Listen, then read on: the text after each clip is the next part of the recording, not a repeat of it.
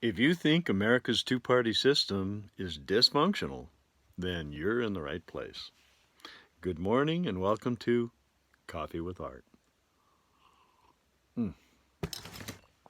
Every weekday morning I try to do a video that I really hope will encourage thought, consideration of new ideas, and discussion.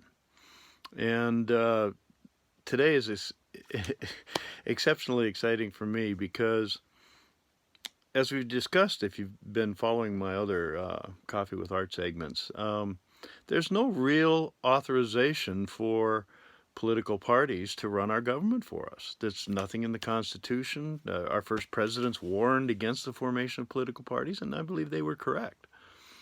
So the power that political parties have is really, it's in the brain. And I've, as a teacher for so many years, and before that, personal things that caused me to get involved, I've been fascinated with the human brain for years, and many people do not understand the principles upon how it works. And so I've always tried to encourage both students and educators to know more about it. And so this plugs directly into that, because really the political parties have no real power other than in our brains.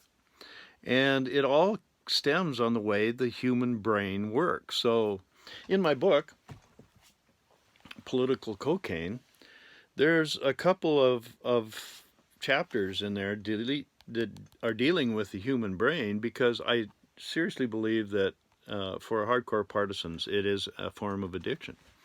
But in order to understand that, you have to understand the basics of how the human brain works. So yesterday in my little talk, we talked about what neurons look like, and actually science and medical science really didn't know what these brain cells look like. They're kind of weird ducks. Here's the nucleus up here, and they're long and stringly, and they got these connections going out. These up here are the dendrites, and then this long one is called the axon, with the axon termination out there. And then what happens is what I'm going to talk about next, because the learning process, once again, I spent a lot of time as a teacher, to me is absolutely fascinating. And the human brain, as I said, a lot of people don't know how it works. Well, this is an experiment now to see if I can pull this off. You're going to find out why I was a math and science teacher and not an art teacher. This is supposed to be your head. And I use asterisks to represent neurons that I talked about on the back, because as you saw, there's these long spindly attachments, and they attach from dendrite to axon, and the related cells get connected. But that's what I'm trying to get people to understand here by this representation.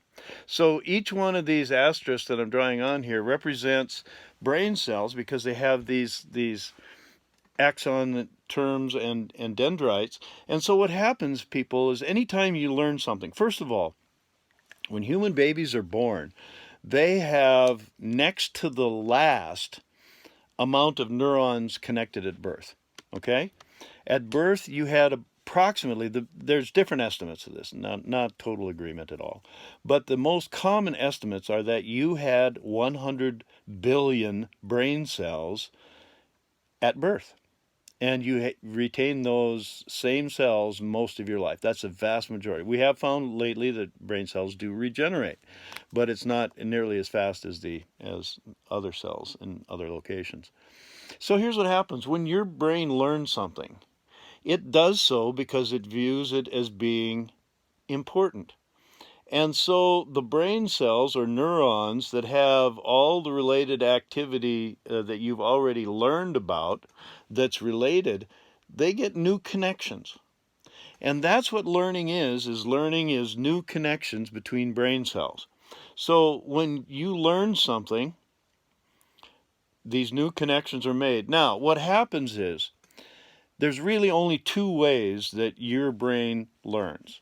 Number one is if it's important to you. Our brains are set up so that we it as a species, our brain is our primary mechanism for defense. And so your brain will automatically remember things that are important to your survival. And so that gets to be a connection between these brain cells that is almost naturally reinforced, would be a way of looking at it. Now, keep in mind, I'm oversimplifying to try give you an idea of how this works. So now you have another piece of information, and quite truthfully, if that information can't tie into these brain cells that are already connected, by the way, these brain cells that are already connected are called the neural network.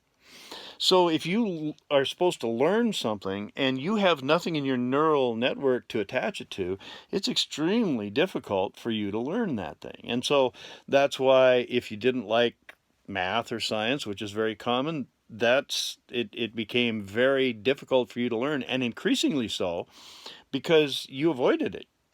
No offense, but that's what most students do. If it's something that's unpleasant, you don't make those connections. So now later on, you don't have something to tie that information to. And most people don't consider that. Okay, now, what happens is if you keep using information, say that you learn something and it's something that's basically pretty new. Well, then what's going to happen is you might make a tentative connection to some of these brain cells. But what happens is this up here, these important connections that are used again and again, they essentially become stronger and reinforced. And then the connections that are out here, if this is some piece of information that really doesn't fit into the existing stuff in your neural network, well, then the brain has a process called pruning. And it'll come along and it'll just say, well, this isn't very important information. So what you can do is you can trick your brain. You can just do it by repetition. I've used this quote before, but repetition is important in education. Repetition is important in education.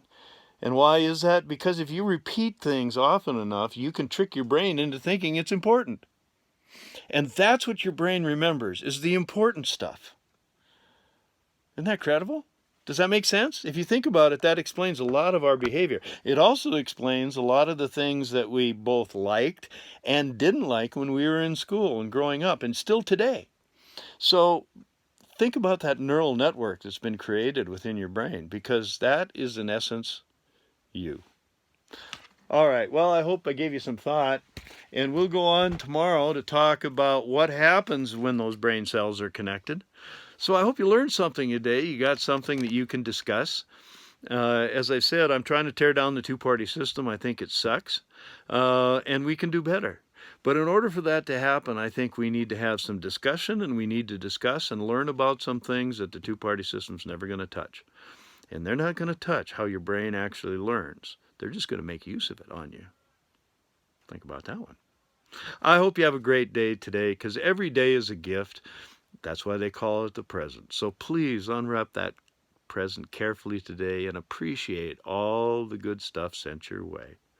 I hope you have a wonderful day today and have a wonderful discussion and can take another whack at that two-party tree. Have a great day.